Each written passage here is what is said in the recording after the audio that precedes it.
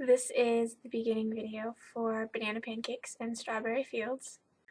So I'm Banana Pancakes, which is from a Jack Johnson song that you should all go and listen to. I'll put a link somewhere below me. You'll get to meet Becca on the next video, who is Strawberry Fields, and she'll get to explain that to you, even though I'm sure you know what it means. First thing is The Great Gatsby, which I just finished like a week ago, and it was really, really good, and I really liked it. It's basically about this guy who is sort of like searching and looking for what he wants to do with his life. He ends up living next to this guy whose name is Gatsby. And Gatsby is this like really mysterious figure who has all this money and lives in this really cool house and has all these giant parties, but nobody really knows him. And, you know, the main character, Nick, pretty sure his name is Nick, I don't remember. He doesn't use his name very often because, you know, first person narrative. Nick gets to learn a little bit about him and finds out that Gatsby has this whole like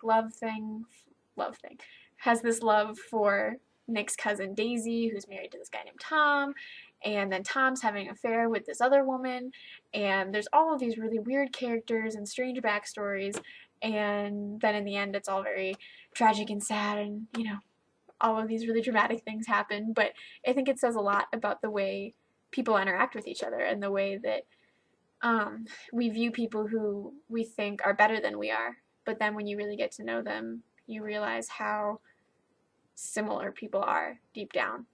To conclude, Gatsby is really great and you should go read it. The other thing we're going to talk about, the other book, is Zombiecorns.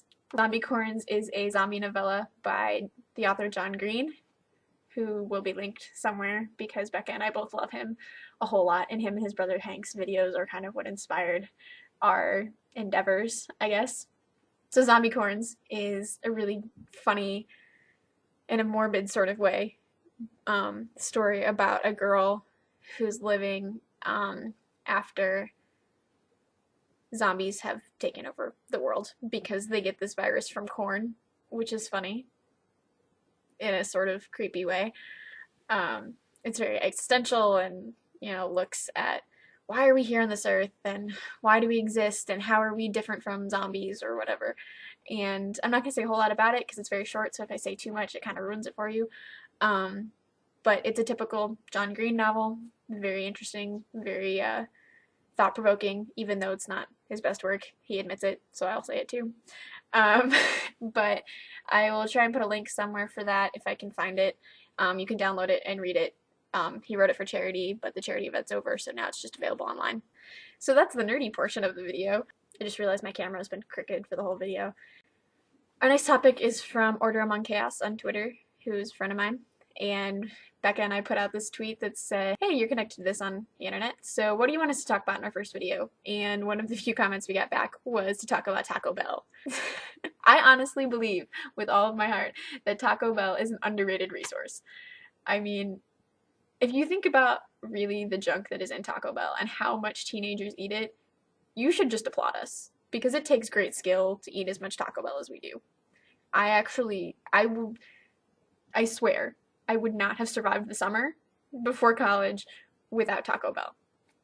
I went 2 weeks just eating Taco Bell. And I'm alive and not a giant slug. So that takes skills. So if you know a teenager that eats almost exclusively Taco Bell, you should just go and like give them a hug and say good job, because it takes skill. That's it for me. Either early next week or maybe late this week, you'll get a video from Becca introducing herself and doing something weird and talking about Taco Bell, I'm assuming, because that's what we said we were going to talk about. But thanks for watching. I hope you come back.